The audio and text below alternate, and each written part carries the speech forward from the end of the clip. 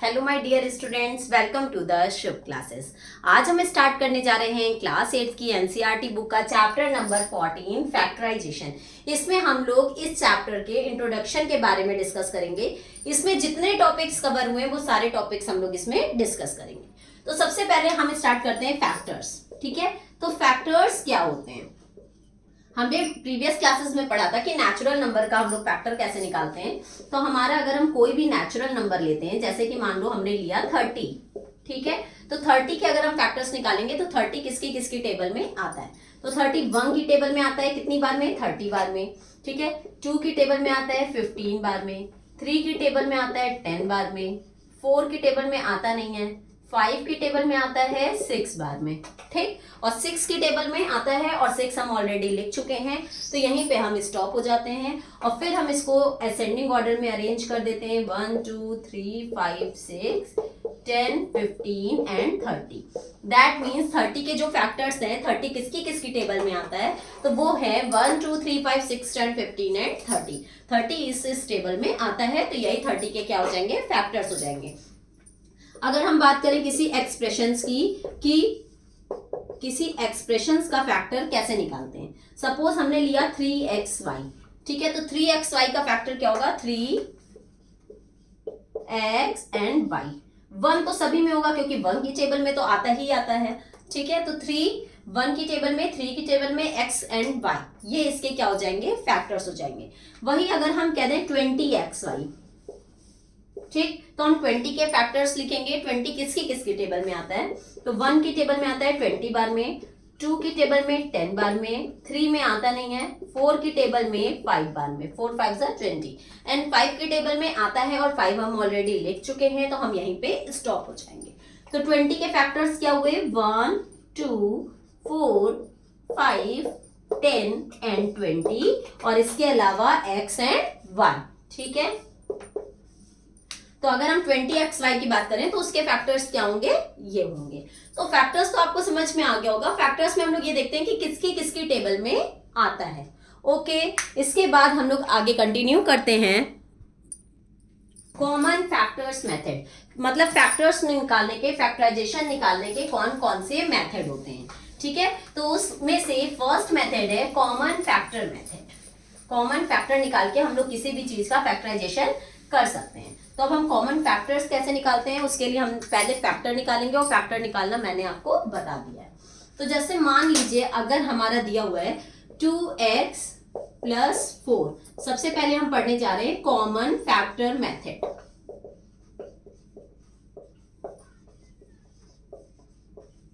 Okay, जैसे मान लीजिए हमारा दिया हुआ है 2x प्लस 4, तो अगर हम इसमें देखें तो इन दोनों में कॉमन क्या है?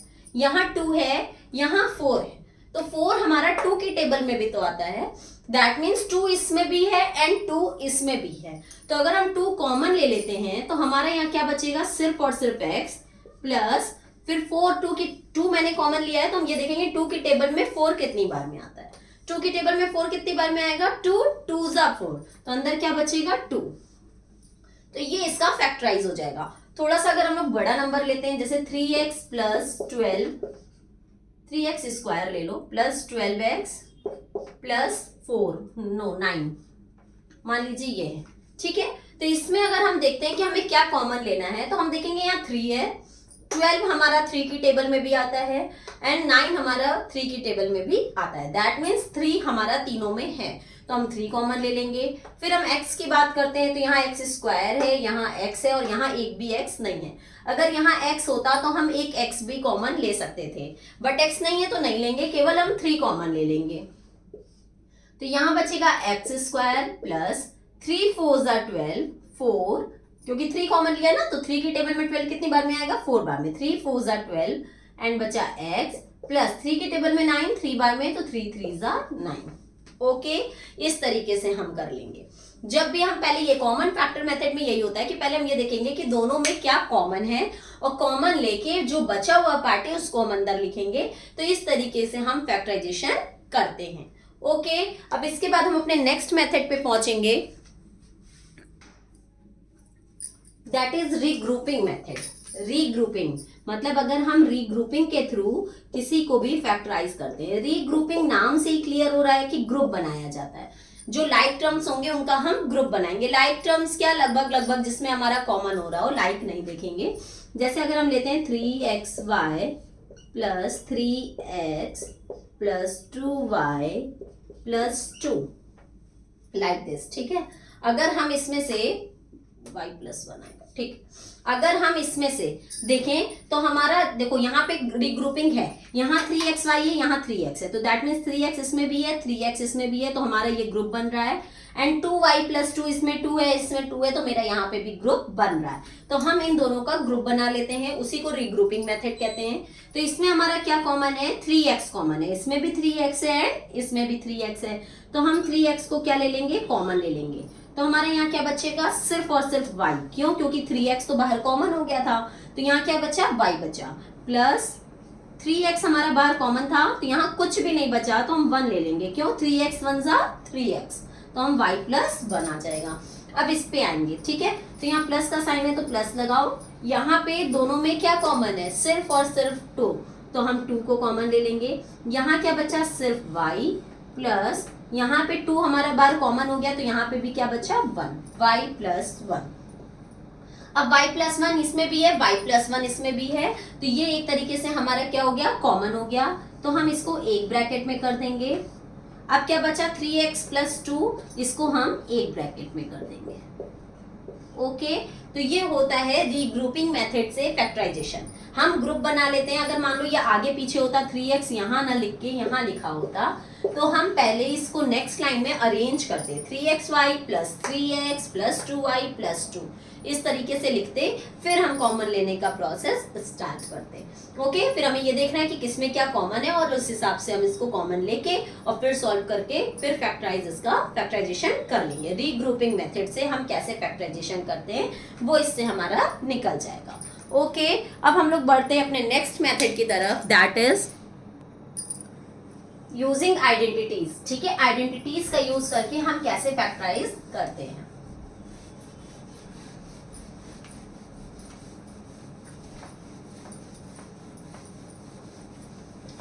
तो आइडेंटिटीज तो हम लोग पहले से ही पढ़ते चले आ रहे हैं, क्लास 6 से स्टार्ट हो जाती है आइडेंटिटीज। कौन कौन सी आइडेंटिटीज हैं, एक तो है आइडेंटिटीज, ठीक है, हम लोग आइडेंटिटीज का यूज करके कैसे फैक्टराइज करते हैं वो हम लोग सीखने जा रहे हैं। इसमें 3 आइडेंटिटीज हैं, एक तो है a प्लस बी का होल स्क्वायर, ठीक है, तो इसको कैसे ओपन करेंगे, a square plus 2ab plus B square. Okay, एक होता है a माइनस बी का होल स्क्वायर, तो उसका क्या फॉर्मूला होता है, a square minus 2ab plus B square.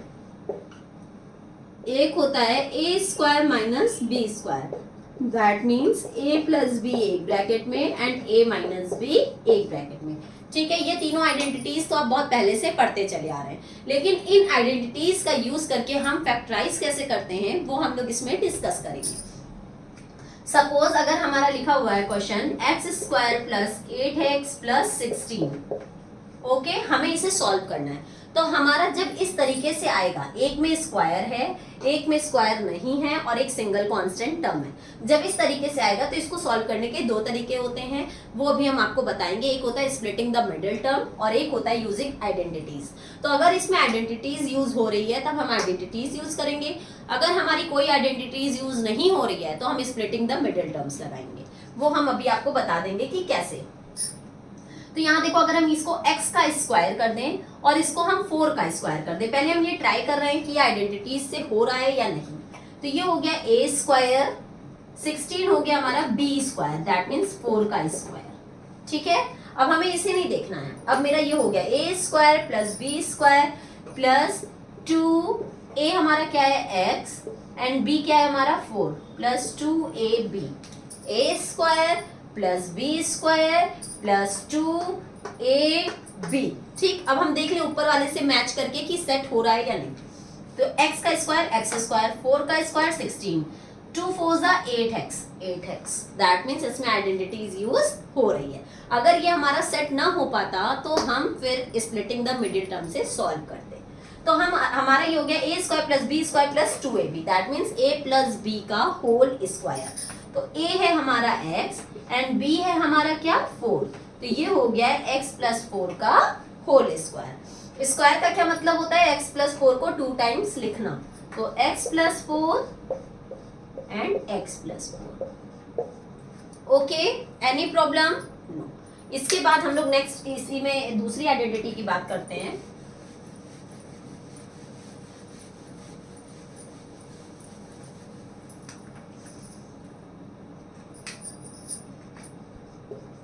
Four x square minus 12y plus 9, इसको ट्राई करके देखते हैं। अब देखो ये a square plus B square minus 2ab बनेगा, तो a माइनस बी के होल स्क्वायर से बनेगा, अदरवाइज नहीं बनेगा। ट्राई करके देखते हैं। 4 किसका स्क्वायर है, 2 का, और x, तो 2x का ये होल स्क्वायर हो जाएगा। इस बात का ध्यान रखना कि ब्रैकेट लगाना मत भूलना। अगर आपने ब्रैकेट नहीं लगाया, इस तरीके से लिखा, तो ये सिर्फ x का स्क्वायर माना जाएगा, 2 का स्क्वायर नहीं माना जाएगा।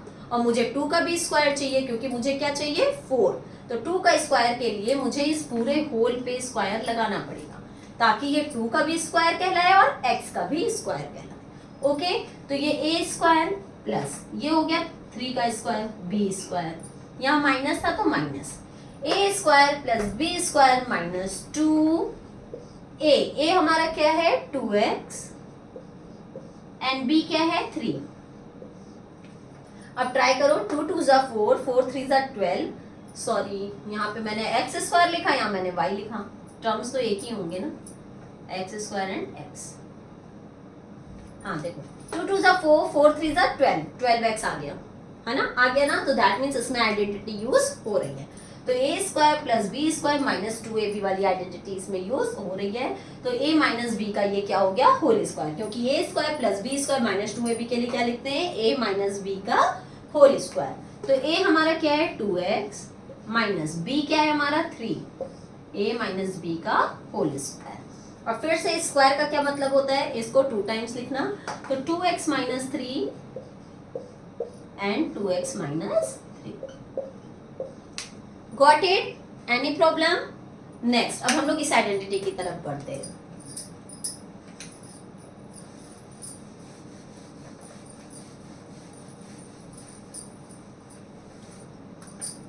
उसके पहले हम आपको एक चीज बता दें, जैसे अगर मान लो हमें एक्सपेंड करने को आता है, जैसे अगर लिखा है 2x माइनस 3 का होल स्क्वायर, इसको एक्सपेंड करो, ठीक है, इसको हमें क्या करना है एक्सपेंड करना है। तो एक्सपेंड करने में हम क्या करते हैं, a माइनस बी का हमें होल स्क्वायर ओपन करना है, तो हम फॉर्मूला लगाएंगे a square minus 2ab plus B square.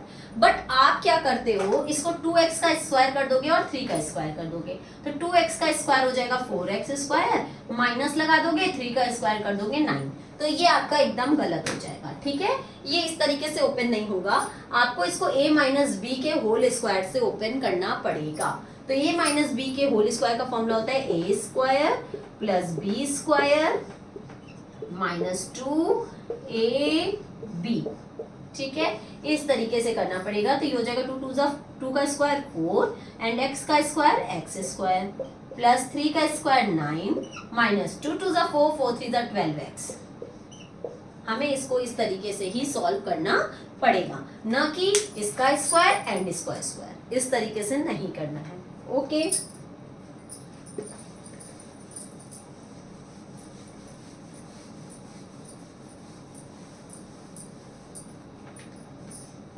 Next, अगर मान लो आपका दिया है 4a square minus 9b square, ऐसे दिया है, तो हमें यहाँ दिख रहा है कि 4 हमारा किसका स्क्वायर है 2 का, तो हम इसको लिख सकते हैं 2a का होल स्क्वायर माइनस 9 किसका स्क्वायर है 3 का, तो हम इसको लिख सकते हैं 3b का होल स्क्वायर। ओके, तो ये हो गया हमारा a square minus b square. ये जरूरी नहीं है कि यहाँ a और यहाँ b हो, हम यहाँ पे भी सिर्फ a लिख सकते हैं, कोई ऐसी दिक्कत नहीं है कि हमारा दोनों तरफ क्या होना चाहिए, एक तरफ a और एक तरफ b होना चाहिए, ऐसा कुछ नहीं है।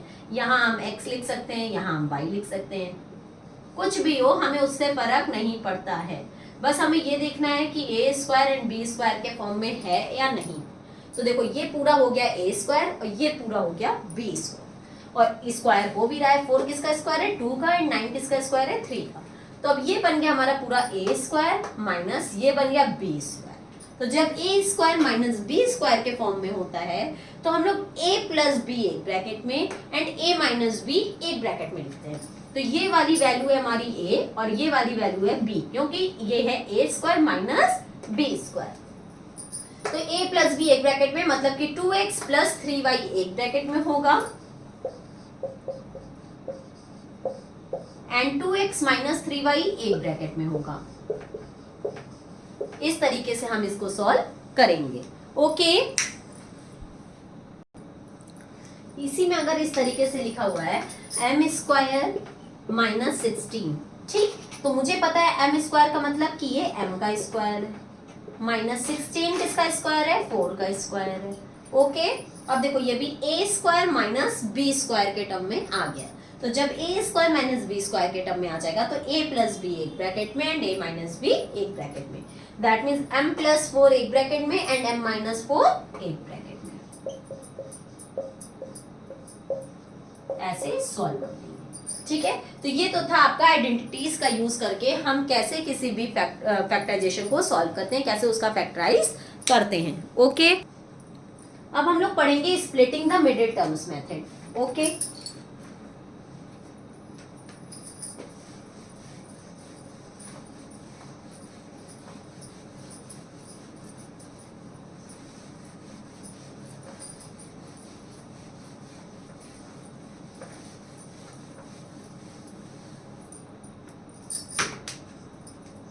उसमें है स्प्लिटिंग द मिडिल टर्म्स में हम लोग क्या करते हैं, जो मिडिल टर्म होता है उसको हम स्प्लिट करते हैं।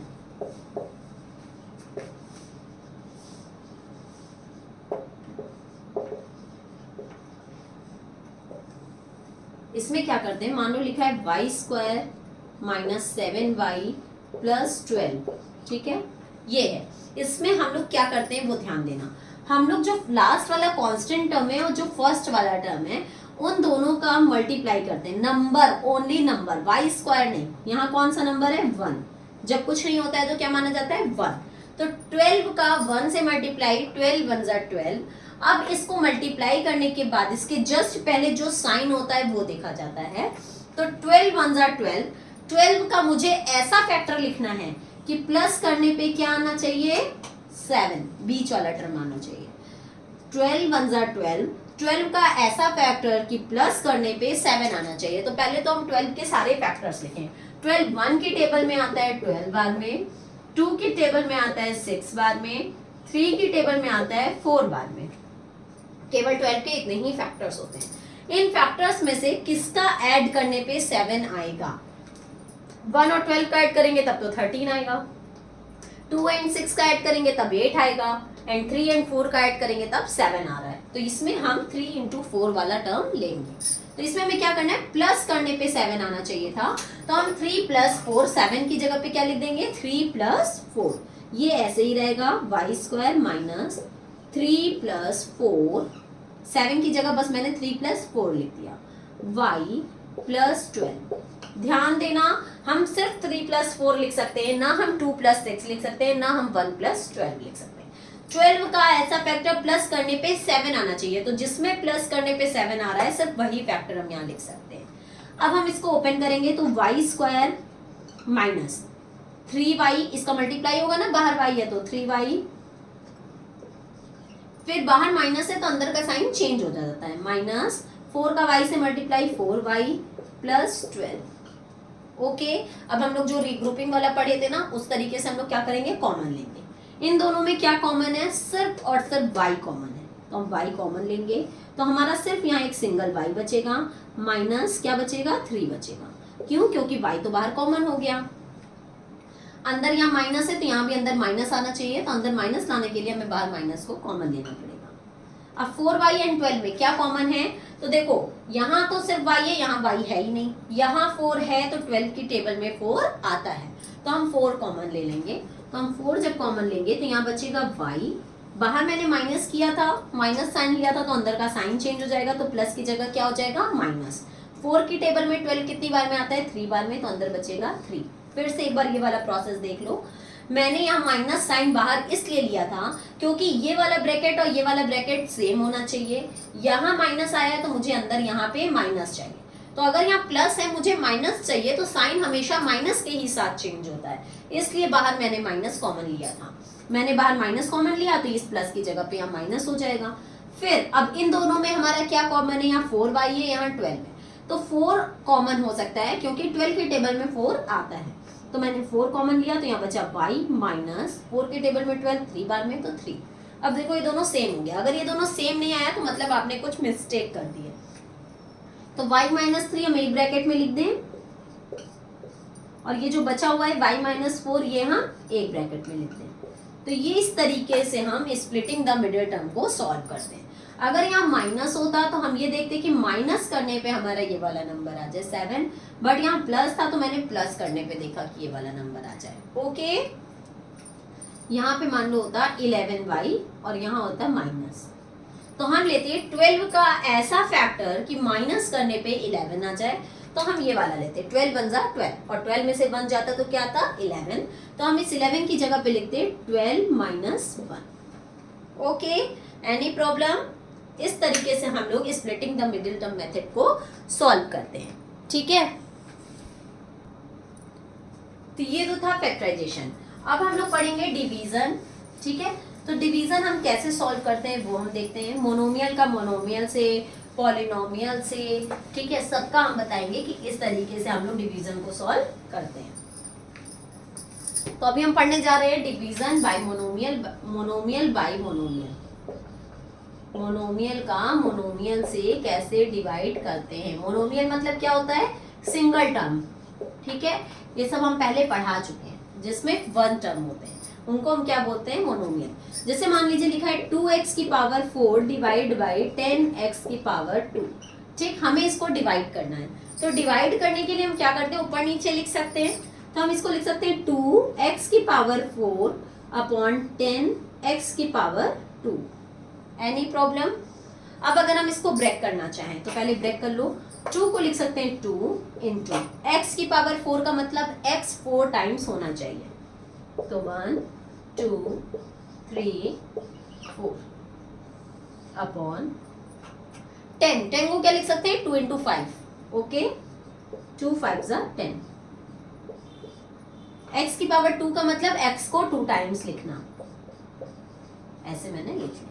अब देखो इसमें क्या क्या कट हो रहा है, एक 2 से एक 2 कैंसिल, 1x से 1x, 1x से 1x, नीचे 5 बचा, ऊपर कुछ कट नहीं रहा है तो यहीं पे खत्म हो जाएगा।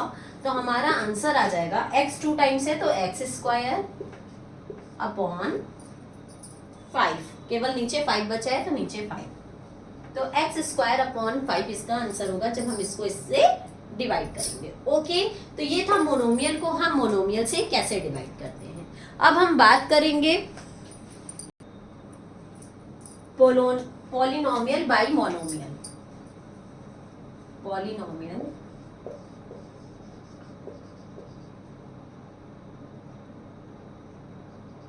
Bye monomial. ठीक है, पॉलिनोमियल क्या होता है, पॉलिनोमियल में मोर देन 3 टर्म्स या 3 टर्म्स या 2 टर्म्स या 1 टर्म, मतलब पॉलिनोमियल में सब आते हैं, एनी नंबर ऑफ टर्म्स, ये हम पढ़ा चुके हैं। तो पॉलिनोमियल मान लो हमने लिखा 3y square plus 2y plus, यहाँ क्यूब कर देते हैं, प्लस 7y। ठीक, इसको मुझे डिवाइड करना है y से। ठीक है, मान लो इसको हमें y से डिवाइड करना है, तो हम इसको कैसे करेंगे। तो सबसे पहले इसको ऊपर लिखेंगे 3y cube plus 2y square plus 7y। इसको मुझे डिवाइड करना है y से। तो हमेशा आप डिवाइड करते समय इस बात का ध्यान रखना कि जो नीचे वाला टर्म है, हमेशा इस बात का ध्यान देना कि हम ऊपर कुछ ऐसा कॉमन लें कि नीचे वाले से वो कट हो जाए। नीचे सिर्फ y है तो ऊपर मतलब अगर हम y कॉमन ले लें तो मेरा कट हो जाएगा। अगर नीचे 2y होता तो कुछ इस टाइप का इसका फैक्टर होता जरूर कि हम ऊपर 2y कॉमन ले सकते थे। तो 2y कॉमन आप लेते और ये देखते पहले कि 2y सब में कॉमन हो रहा है या नहीं। तो इसमें तो किसी में भी 2y कॉमन नहीं हो रहा है, सिर्फ इसमें कॉमन हो पाएगा, ना इसमें हो रहा है ना इसमें, तो केवल एक में थोड़ी ना देखा जाता है। कॉमन का मतलब होता है जो सब में आए। तो इसमें हमारा y एक ऐसा नंबर है जो सब में आ रहा है, क्योंकि 3, 2 एंड 7 तीनों यहाँ पे प्राइम नंबर्स हैं जो सिर्फ अपनी टेबल में आएंगे, तो इसमें हम कुछ भी कॉमन नहीं ले सकते।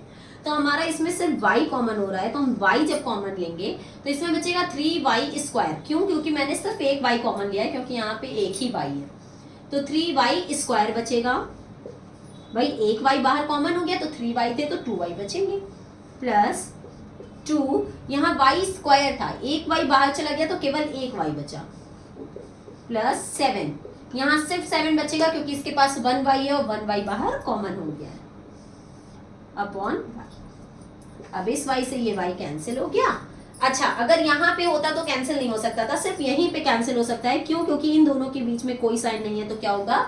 मल्टीप्लाई, और मल्टीप्लाई में ये कट हो जाता है। जैसे अगर मान लो होता 2x² plus 4x upon 2x², मान लो ऐसे होता, और आप सोचो कि इस 2x² को हम इस 2x² से कट कर दें, तो नहीं कट हो सकता। क्यों? क्योंकि यहाँ पे है प्लस, और जब तक यहाँ पे प्लस माइनस के साइन होंगे ये नहीं कट हो सकता। ये कट तभी होगा जब यहाँ पे आपका मल्टीप्लाई का साइन होगा। अगर ये मल्टीप्लाई के फॉर्म में है तो ही ये कट होगा, अदरवाइज नहीं होगा। ठीक है, अगर यहाँ प्लस होगा तो हम इसको कट नहीं कर सकते हैं। अभी हम इसको सॉल्व करना बताते हैं, पहले इसको कंटिन्यू करो। y से y कट हो गया, अब हमारा आंसर क्या आ गया? 3y² plus 2y plus 7। ये हमारा क्या हो जाएगा? इसका आंसर हो जाएगा। अब हम आते हैं इसकी तरफ। ये कट नहीं हो सकता तो हम ऊपर कुछ कॉमन लेंगे। यहाँ 2 है, यहाँ 4 है, 4 हमारा 2 की टेबल में आता है, इसलिए हम 2 कॉमन ले सकते हैं। यहाँ x² है, यहाँ x है, तो एक x भी कॉमन हो सकता है। अब यहाँ बचा 2x, जब बाहर कॉमन हो गया तो केवल एक सिंगल x बचा, तो x लिख दिया, प्लस 4x है, 2 बाहर कॉमन हो गया तो 2 2 4 होता है, तो यहाँ एक 2 बचा, और x यहाँ बाहर कॉमन हो गया है तो केवल 2 बचा, अपॉन 2x²। देखो 2 से 2 कैंसिल, यहाँ 2x है और यहाँ एक x है, तो एक x से सिर्फ एक x कैंसिल हो जाएगा। भाई 2x थे तो केवल एक x बचेगा, तो हमारा आंसर आ जाएगा x plus 2 upon x। Okay, x plus 2 upon x, ये इसका क्या आ जाएगा? आंसर आ जाएगा। कोई प्रॉब्लम नहीं। तो इस तरीके से हम क्या करते हैं, किसी को भी डिवाइड करने का काम करते हैं। पहले हम ये देखेंगे कि क्या कॉमन है, कॉमन लेके उसको सॉल्व कर लेंगे और उसके बाद डिवाइड करेंगे। अगर मान लो splitting the middle term method या इन सब टाइप का कुछ आता है तो उसमें हम कैसे सॉल्व करते हैं, चाहे स्प्लिटिंग द मिडिल टर्म आए या फिर कोई आइडेंटिटी का यूज हो, ठीक है, उस तरीके से में हम डिवाइड कैसे करते हैं वो भी हम एक आपको बता दे रहे हैं। मान लो हमारा दिया है 4x² plus 9 plus 12x upon 2x plus 3। इस तरीके से आपका क्वेश्चन गिवन है, तो हम इसको कैसे डिवाइड करेंगे? तो यहाँ देखो, सबसे पहले ये a², तो a² के लिए इसको हम लिख सकते हैं 2x का स्क्वायर, b² 9 को लिख सकते हैं 3 का स्क्वायर, प्लस 2a है हमारा 2x एंड b है हमारा 3। तो यहाँ देखें आइडेंटिटी यूज हो रही है, 2 2 4 4 3 12x, यहाँ आइडेंटिटी यूज हो गई है, अपॉन 2x प्लस 3। अगर आइडेंटिटी यहाँ नहीं यूज हो रही होती तो हम स्प्लिटिंग द मिडिल टर्म करते, तो 9 4 36 एंड 36 का ऐसा फैक्टर कि प्लस करने पे 12 आ जाए, ये हम लोग देखते हैं। अब देखो यहाँ पे ये a² plus b² plus 2ab के फॉर्म में है, तो दैट मीन्स ये a प्लस b का होल स्क्वायर हो गया। a हमारा क्या है 2x एंड b क्या है हमारा 3, तो ये हो गया 2x प्लस 3 का whole square upon 2x plus 3। Okay, अब 2x प्लस 3 के स्क्वायर का मतलब होता है कि 2x प्लस 3 2 टाइम्स है, तो हम लिखेंगे 2x प्लस 3, 2x प्लस 3, ठीक, अपॉन नीचे भी क्या है 2x प्लस 3। अब इस 2x प्लस 3 से इस 2x प्लस 3 को कट कर देंगे तो आंसर सिर्फ और सिर्फ क्या बचेगा 2x plus 3। Okay, any problem? ये तो था आपका डिवाइड। अब हम ये बताने जा रहे हैं कि आप लोग गलतियां क्या क्या करते हैं, कॉमन एरर्स, उसके बारे में अब हम डिस्कस करते हैं।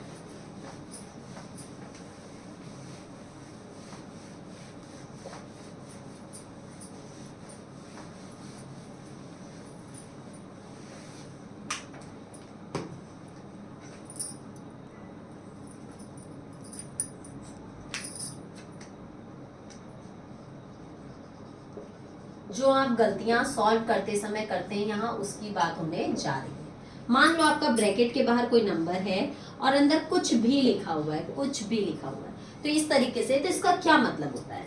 अगर ब्रैकेट के बाहर कोई नंबर लिखा है तो उसका इससे भी मल्टीप्लाई होता है और इससे भी मल्टीप्लाई होता है। दैट मीन्स हम 2 का x से मल्टीप्लाई करेंगे तो 2x माइनस 2 का 4 से मल्टीप्लाई 8। ये सॉल्व करने का तरीका ये होता है।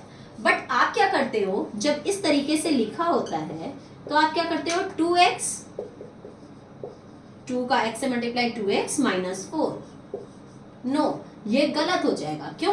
क्योंकि अगर ब्रैकेट के बाहर हमारा कोई भी नंबर है तो उसका मतलब होता है इसका मल्टीप्लाई दोनों से होना है, ना कि सिर्फ एक सिंगल नंबर से होना है।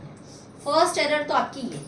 सेकंड एरर है, अगर आपका लिखा हुआ है 2a का होल स्क्वायर, तो इसका मतलब होता है कि आपको इसका भी स्क्वायर करना है एंड इसका भी स्क्वायर करना है। ये हम हर बार आपको बताते हैं जब जब आता है। तो 2 का स्क्वायर होगा 4 एंड a का स्क्वायर होगा a स्क्वायर। आप क्या करते हो, इसको डायरेक्ट ओपन करके लिख दोगे 2a का स्क्वायर, जो कि एकदम गलत हो जाएगा। ओके, जब होल पे स्क्वायर है तो मतलब कि 2 का भी स्क्वायर है एंड a का भी स्क्वायर है। जब ऐसे लिखोगे तो ये सिर्फ a का स्क्वायर माना जाएगा, 2 का स्क्वायर नहीं माना जाएगा। इसी तरीके से अगर आपका दिया है x प्लस 4 का होल स्क्वायर, तो यहाँ आपकी आइडेंटिटी से सॉल्व होगा a प्लस बी के होल स्क्वायर से। a square plus B square plus B square plus 2ab। Okay, इस तरीके से सॉल्व करेंगे तो x स्क्वायर प्लस 4 का स्क्वायर 16 एंड 2 4 8x, ये इस तरीके से सॉल्व होगा। आप क्या करते हो, अगर इस तरीके से गिवन है तो आप केवल लिख दोगे x का स्क्वायर प्लस 4 का स्क्वायर, फिर आंसर लिख दोगे x स्क्वायर प्लस 4 का स्क्वायर 16, जो कि एकदम गलत है। जब होल पे स्क्वायर है तो आपको आइडेंटिटी का यूज करना पड़ेगा। ओके, इसके बाद नेक्स्ट एरर आपकी क्या होती है, जैसे अगर मान लो आपका दिया हुआ है x plus 2x plus 3x, ये दिया है, तो आप जब इसको सॉल्व करोगे तो आप बस ऐसे लिख लोगे 3x एंड 2x 5x, और यहाँ पे कोई नंबर नहीं है तो आप डायरेक्ट लिख दोगे 5x। तो ये गलत हो जाएगा। क्यों? क्योंकि जब इसके आगे कोई नंबर नहीं है तो हम 1 मानते हैं। ओके, तो 3x and 2x 5x, 5x and 1x 6x, तो आंसर 5x नहीं 6x होगा, जो कि यही करेक्ट होगा। Got it everyone? तो ये आप जो गलतियां करते हो इसको मत करना, सॉल्व करते समय इन सब का ध्यान देना। यहीं पे हमारे सारे टॉपिक्स इंट्रोडक्शन वीडियो के मतलब फैक्टराइजेशन चैप्टर के खत्म होते हैं। अगर आपको मेरी वीडियो पसंद आए तो लाइक, सब्सक्राइब एंड शेयर करना मत भूलिएगा। नीचे डिस्क्रिप्शन बॉक्स में एक लिंक गिवन है, उससे प्ले स्टोर पे शुभ क्लासेस के नाम से मेरा एक चैनल है, ऐप है, वहां से आप मेरी लाइव क्लासेस भी परचेज कर सकते हैं। मेरे साथ रेगुलर बने रहने के लिए मेरी अगली वीडियो को देखना मत भूलिएगा। तब तक के लिए good bye and take care.